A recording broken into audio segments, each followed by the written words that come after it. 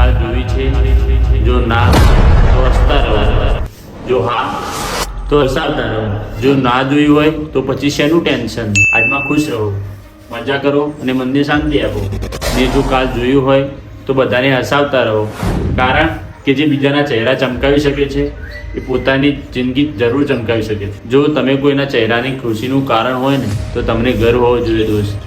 કોઈની જિંદગીનું વજૂદ છે તું, કોઈના ચહેરાનું નૂર છે તું, છે તારી જિંદગીથી જોડાયેલ અનેકના હૃદયની જરૂર છે તું. જિંદગી આપણી છે માન્યું, પણ આપણી સાથે જે લોકોની જિંદગી જોડાયેલી છે એનું શું? જેમાં આપણા જન્મદાતા, આપણા જીવન સાથી પણ હોય, અમુક નિસ્વાર્થ સંબંધ જેમાં તમારી ખુશીથી ખુશી મળતી હોય, એને તમે મોંઘા પકવાન ખાવા કે મોંઘી વસ્તુઓ ભેટ નહીં આપો ને તો પણ ચાલશે. બસ એ તમારી ખુશીમાં જ ખુશી શોધી લેશે. એના માટે જીવો, એના માટે હસો, એના માટે ખુશ રહો. બાકી દુનિયા તો સ્વાર્થી છે, બે ત્રણને છોડીને. કેવું નહીં, ઘણીવાર અમુક અજાણ્યા ચહેરા જાણીતા થવા લાગે ને પછી એટલા બધા ગમવા લાગે કે એમ થાય કે બસ આ વ્યક્તિ મળી જાય એટલે જિંદગી સેટ છે બોસ. એટલું કહે નહીં, તુમ જો આए જિંદગી में बात बन गई. અરે એમ નથી વાલીડા, એ આવ્યાની જિંદગી બદલાઈ ગયા એવું નથી.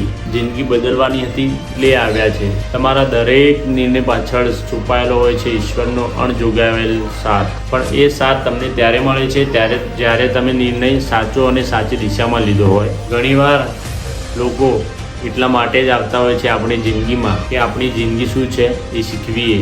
દગો માણસને જીવતા શીખવાડે છે, કારણ કે તમે શું છો એ ત્યારે જ ખબર પડે જ્યારે તમને ખબર પડે કે તમે શું નથી. બરાબર ને? સુખની કિંમત ત્યારે જ થાય જ્યારે દુઃખ હોય. વિચારો, જિંદગીમાં ખાલી સુખ જ સુખ હોત તો સુખ છે કે દુઃખ એની વ્યાખ્યા બને જ, ખબર પડે જ આને શું કહેવાય. એટલે આવું છે. ને ભૂલ હંમેશા થવી જોઈએ જીવનમાં. ખરું જીવન ભૂલ પરથી જ શીખવા મળે.